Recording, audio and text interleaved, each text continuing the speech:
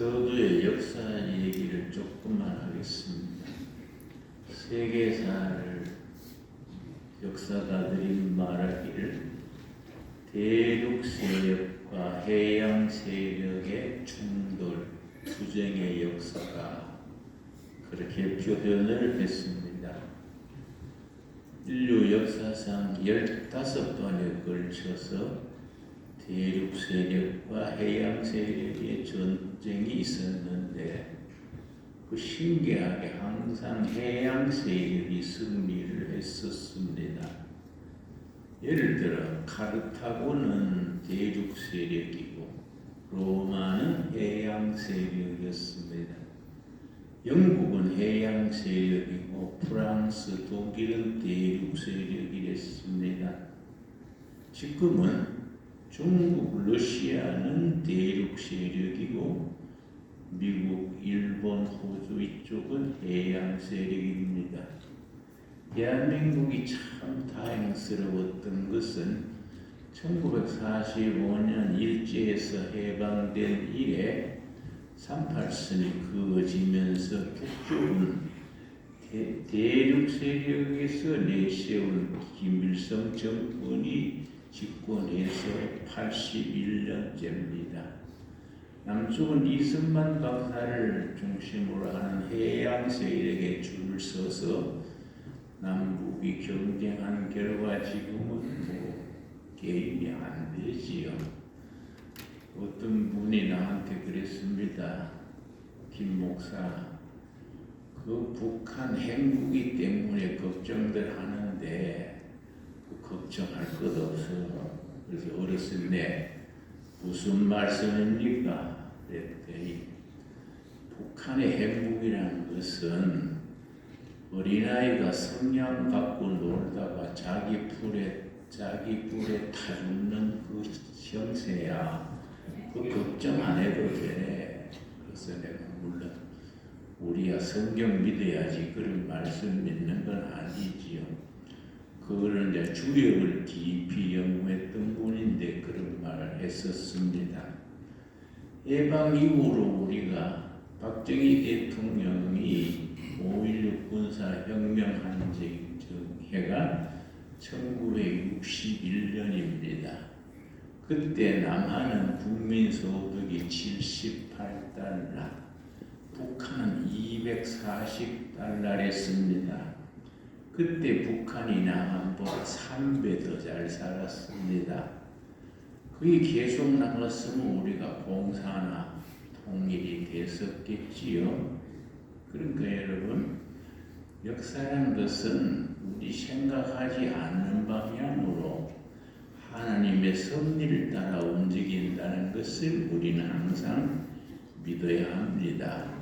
그 미국의 CSIS라는 그런 NGO 단체가 있는데 그 단체에서 지난달에 발표하기를 남북 통일은 갑자기 가까운 시일 안에 다가올 것이다. 남북 통일은 민주 자유 통일이 될 것이고 자유 통일이 된 뒤에 미국과 통일 한국이 양대 세력이 되어서 세계사를 이끌어가는 주축이 될 것이다. 그렇게 발표를 하셨습니다. 그러니까 지금 중국, 러시아는 대륙 세력이고 미국, 한국, 일본 이쪽은 해양 세력인데 우리가 이기는 쪽에 줄을 섰다는 것 자체가 하나님의 은혜인 줄로 믿습니다. 아멘. 여러분 우리는 역사를 생각할 때에 시진핑이나 푸틴이나 그런 사람이 김정은이 같은 사람들이 세계 역사를 이끌어가는 것이 아니고 하나님의 섭리로 세상을 이끌어간다. 그런 확신을 가져야 합니다. 오늘의 주제는 누가복음인데요. 누가복음은 24장으로 되어 있는데 성경 66권의 저자가 전부 유대인인데 딱 한 사람 누가만 비유대인 시리아 사람이었고 그 직업은 의사랬습니다. 그러니까 성경 저자 중에 딱 한 사람 누가 의사만 비유대인이었습니다. 그런데 누가복음의 주제가 19장 10절에 잃어버린 자를 찾아오신 예수님, 누가복음의 주제입니다. 특별히 누가복음이 다른 복음서에 비해서 강조하는 것은 예를 들어서 요한복음은 하나님이신 그리스도 주제입니다. 그런데 누가복음은 사람이신 예수, 그래 합쳐서 우리 예수 그리스도를 믿습니다. 예수는 사람이신 예수, 그리스도는 하나님이신 그리스도. 그런데 누가복음은 사람이신 예수를 강조하기 때문에 사복음서 중에 누가복음이 예수님의 휴메니티, 인간성에 대해서 가장 깊이 강조합니다. 그래서 민망히 여기셨더라, 불쌍히 여기시고, 이렇게 예수님의 인성, 휴메니티를 가장 강조하는 책이 누가복음이고, 특별히 누가복음 2장에서는 예수님의 어린 시절, 초등학생, 중학생 그 시절의 이야기가 두 구절이나 나옵니다. 그런데 누가복음에서 특별히 기도하시는 예수님을 거듭 강조합니다. 오늘 본문 말씀 누가복음 11장을 기도장이라고 부릅니다. 우리 한번 찾아보겠습니다. 누가복음 11장. 누가복음의 저자 누가는 세 권의 책을 썼다고 알려져 있는데 첫 번째는 누가복음, 갈릴리에서 예루살렘까지가 누가복음의 중심이고, 누가가 쓴 사도행전은 예루살렘에서 로마까지가 사도행전이고, 세 번째 책이 땅끝까지, 로마에서 땅끝까지인데 안타깝게도 세 번째 책은 기록상으로는 있는데 책이 사라졌습니다. 참 아쉬운 일이지요. 누가복음은 갈릴리에서 예루살렘까지 그 기록을 적은 것이 누가복음입니다. 그 중에 19장 10절 말씀드린 것처럼 잃어버린 자를 찾아오신 예수님, 19장 10절에 인자는 잃어버린 자를 찾으러 오셨다 했습니다. 여러분 성경 읽으시면 인자란 말이 자주 나오지요. 영어로 Son of Man, 인자. 예수님이 스스로 자신을 인자라 표현을 했었습니다. 인자의 의미를 아주 깊이 따지자면은 에덴 동산에서 타락 이전의 인간을 인자라 그렇게 표현을 합니다. 자, 누가복음 11장을 일컬어서 기도장이라 그럽니다.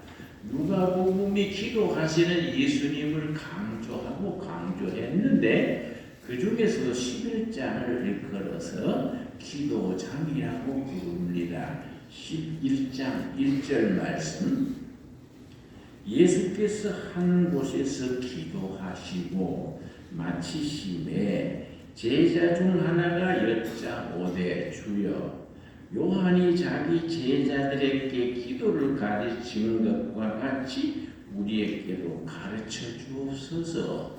유대인들의 전통은 스승, 히브리 말로 라바이, 큰 스님, 큰 스승이 랍비입니다. 큰 스승이 제자들에게 기도를 가르치는 그런 전통이 있습니다. 그래서 세례 요한이 제자들에게 기도를 가르쳤던 것 같이 예수님의 제자들이 랍비께서도 사부님께서도 우리에게 기도를 가르쳐 주옵소서, 이렇게 시작이 되는데 2절 말씀, 누가복음 11장 2절 말씀, 예수께서 이르시되 너희는 기도할 때 이렇게 하라, 이렇게 기도하라. 예수님이 제자들에게 기도를 가르치시면서 이렇게 기도하라 하시고 그 기도의 기준을 주기도문으로 시작됩니다. 아버지여 이름이 거룩히 여김을 받으시오며 나라가 임하시오며 예수님께서 이렇게 기도하라 하시고 그 다음에 주기도문을 먼저 가르쳐 주셨습니다. 그 주기도문은 마태복음과 누가복음에 나오는데 우리 공교회는 마태복음의 주기도문을 본문으로 하고 누가복음 11장의 주기도문을 우리가 보조로 그렇게 이해합니다. 우리가 주기도문을 예배 때마다 드리는데 그 의미를 잘 모르고 그냥 쭉 나가버립니다. 특별히 나같이 모태신앙 어머니 태에서부터 교회 다닌 사람들의 위험성이 있습니다. 그냥 어려서부터 교회 다닌 것이 습관이고 늘 좋게 말하면 문하고 그래서 주기도문 드립시다. 그럼 하늘에 계신 주 얼음에 바가지 밀듯이 쫙 나가버리는 거예요. 내용도 생각 안 하고 하늘에 계신 우리 아버지 아멘 이거는 뭐 자동적으로 나가버리죠. 그러나 예수님이 주기도문을 가르치실 때는 그런 식으로 기도하라고 가르쳤겠습니까? 한 구절 한 구절 꼭 씹으면서 우리 영혼에 늘 힘을 주는 기도가 주기도문입니다. 그래서 주기도문을 꼭 이렇게 하라 아니고 이런 정신, 이런 스타일로 기도하라. 하나의 기도의 기준을 일러주시는 거지요. 그래서 예수님이 가르쳐 주신 주기도문은 주제가 6가지입니다. 하늘에 속한 기도 3가지, 땅에 속한 기도 3가지, 합쳐서 6가지인데 한 손에는 하늘에 속한 기도, 한 손에는 땅에 속한 기도 제목 6가지를 양손에 담고 하늘 아버지께 올리는 기도가 주기도문입니다. 그러니까 세상 주기도문이 중요한 것은 말할 필요도 없지요. 그래서 하늘에 속한 기도 제목 3가지, 하늘에 계신 우리 아버지 그 이름이 아버지 이름이죠. 아버지의 이름이 거룩히 여기시며 나라 임하옵시며 두 번째가 하나님의 나라, 세 번째가 뜻이 하늘에서 이루어진 뜻이 땅에서도 이루어지이다. 하나님의 뜻이지요. 이 3가지. 아버지 이름, 하나님의 나라, 하나님의 뜻. 그런데 우리가 하나님의 뜻을 너무 거창한 데 찾다 보면 자꾸 신앙생활에 헛바퀴를 돌기 쉽습니다. 데살로니가 전서 5장 16절, 17절, 18절에 보면은 하나님의 뜻을 아주 소박하게 심플하게 일러줍니다. 항상 기뻐하라. 쉬지 말고 기도하라. 범사에 감사하라. 이것이 너희를 향한 아버지의 뜻이니라. 아멘. 하나님의 뜻이 거창한 데 있는 게 아니고 집 하나 교회 바쳐라 직장 사표 내고 선교사로 나가라 이런 게 아니고 항상 기뻐하라. 쉬지 말고 기도하라. 범사에 감사하라. 내가 이제 첫 목회를 경상북도 달성군 목담교회라는데 신학교 들어가기 전에 1년간 농촌에서 목회한 적이 있는데 그게 권사님 한 분이요. 참 습관이 내가 어디 가서 앉으면 감사합니다. 이게 그런 습관이에요. 그런데 우리 교인 중에 남편은 술 중독이고 부인은 참 착실히 교회 다녔는데 이분이 막 술김에 농약 먹고 자살을 해버렸어요. 남편이. 그래서 남편 자살한 집에 우리가 이제 가서 예배를 드리는데 이 권사님이요 박권사인데 앉자마자 동네 사람들이 잔뜩 있는데 감사합니다. 그래서 내가 깜짝 놀래가 옆구리 꽉 찔렀어요. 도대체 지금 사람이 자살하고 죽었는데 감사합니다 그러면 그거는 잘 죽었다는 말로 들으면 동네 인심 상하워지겠네요. 그런 내가 좀 말했는데 내가 그래서 예배 마치고 나오면서 권사님은 그 경상도 말로 질투가 없다 그래요. 질투가 없이 그래 그거 가서 조상집에 가서 감사합니다 그러면 어떡합니까? 그랬더니 전도사님 나는 성경대로 했시오. 무슨 소리요? 그랬더니 범사에 감사했으니까 감사하는 거지요. 응? 자살한 집에는 감사하지 말아라 성경이 없잖아요. 말은 되지요. 그렇지요? 아멘. 그러나 또 눈치가 있어야 안 되겠습니까? 예. 그런데 어쨌든 간에 범사에 감사하라. 좋은 일도 감사하고 나쁜 일도 감사하고 욕먹어도 감사하고 항상 감사하는 그것이 너희를 향하신 아버지의 뜻이니라. 아멘 하시지요? 아멘. 아버지의 뜻이 뭐 요란하게 거창한 데 있는 게 아니다 이거지요. 그리고 이제 땅에 속한 기도 세 가지. 오늘날 우리에게 일용할 양식을 주옵시고, 일용할 양식이 첫째입니다. 두 번째는 우리가 우리에게 죄 지은 자를 용서한 것 같이 우리 죄를 용서하옵시고, 죄의 용서가 두 번째입니다. 세 번째는 뭐라 그랬습니까? 첫째는 일용할 양식, 두 번째는 죄의 용서, 우리를 시험에 들지 말게 하옵시며 시험에서 보호지요. 세상살이에 요즘 얼마나 어려움들이 많습니까? 내가 좀 인생 살아보니까요, 인생은요 장애물 경주와 같아. 한 곱이 넘기고 살만하다 싶으면 또 다른 장애가 나오고, 천신만고 극복하면 또 새로운 장애가 나오고, 인생 살이가 그렇거다.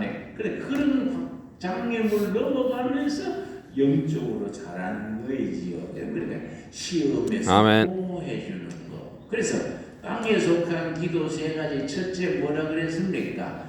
일용할 양식. 두 번째 뭡니까? 죄의 용서. 세 번째 시험에서 보호. 그 여섯 가지지요.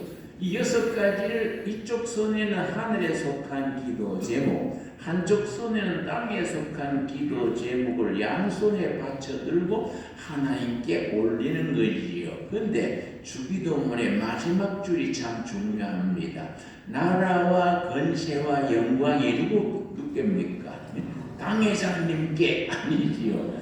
여호와 아버지께 영원히 싸움나이다. 아멘. 우리가 개인이나 나라나 교회나 모든 영광은 아버지께.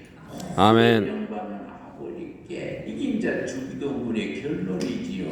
그런데 하나님께 영광 안 돌리고 자기가 영광을 가로챘다가 그냥 큰 변을 당한 얘기가 사도행전 12장 마지막 절입니다. 사도행전 12장에 헤롯 왕이 하나님께 영광 돌리지 않고 영광을 자기가 가로챘다가 결국 어떻게 됐나? 요즘 우리가 독재하는 사람들 잘 이런 말씀 새겨들어 읽어야 합니다. 사도행전 12장 21절 말씀. 헤롯이 나를 택하여 왕복을 입고 단상에 앉아 백성에게 연설하니 백성들이 크게 부르되 이것은 신의 소리요 사람의 소리가 아니라 하거늘. 헤롯이 영광을 자기가 받았어요. 그랬더니 백성들이 야 신이다 이랬는데 하늘에서 어떻게 했습니까? 23절 말씀. 헤롯이 영광을 하나님께로 돌리지 아니함으로 주의 사자가 곧 친히 벌레에게 먹혀주거니라. 우리 김정근이가 꼭 알아야 돼요. 김정근이가 벌레 먹어 죽으니라.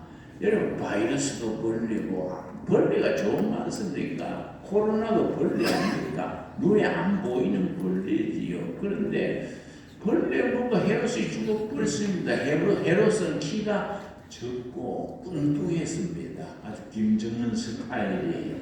영광을 자기가 자로 채니까 벌레 먹어 죽으리라. 표현이 멋있어요. 그리고 우리 김정은이도 내보다 키가 1cm 큰데요. 난 지금 63kg인데 김정은은 143kg예요. 얼마나 벌레가 먹기 좋겠습니까? 또 벌레들한테 부패지 부패. 하나님이 먹어버려 그럼 뭐 삽시간에 끝나지요. 여러분. 아멘. 중국의 권력자 시진핑이 잘못한 게 있습니다. 그 사람이 집권한데 교회를요. 아주 포크레인으로 교회를 밀어요. 포크레인을 뭐 그리 밀고 했습니다. 그래 내가 잘못하면 벌레한테 맥힐 텐데 안 그렇습니까? 자꾸 교회를 그리 해꾸지 하다가는요 벌레한테 당한다고요. 그러니까 나는 이 말씀 참 이 세상에 권력자들이 이 말씀을 새겨 들어야 됩니다. 아멘. 벌레에게 먹혀 죽으니라. 참